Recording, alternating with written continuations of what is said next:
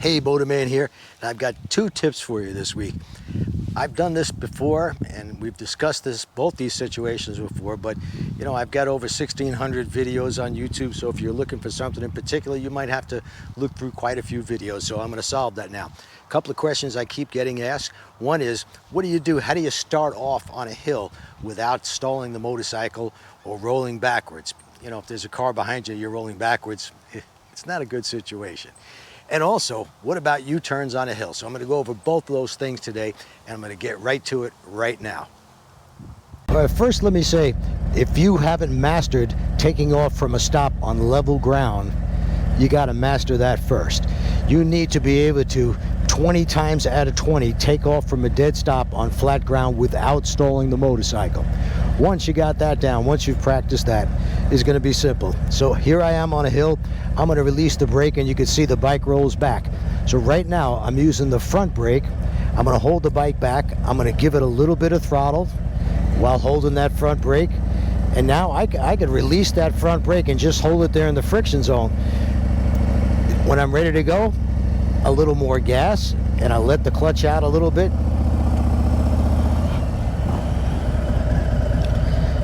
And the other way is, I'm going to use the rear brake.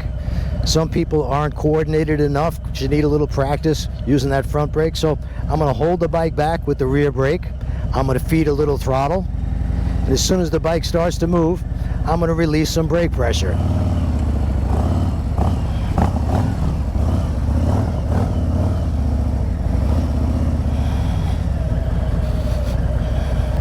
It is as simple as that.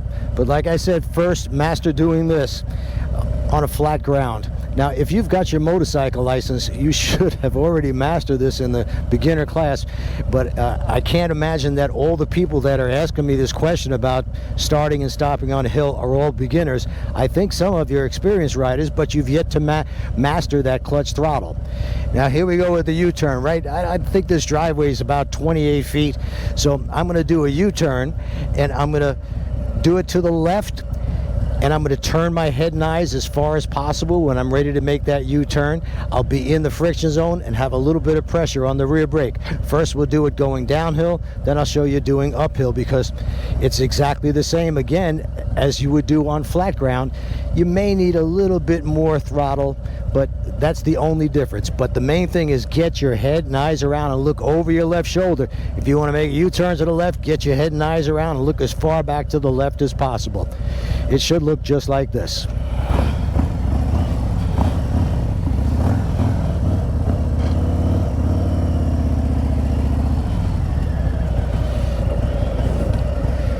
It's just as easy as that, but first, like I said, practice your U-turns on flat ground.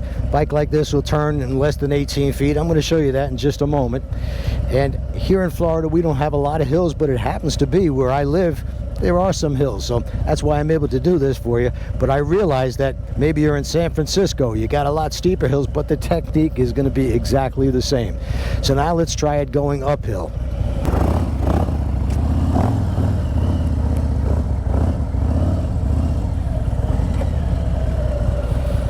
Nothing changes. Now let's go over to a really narrow street, because right on the side of my house there's a street that's only 18 feet wide.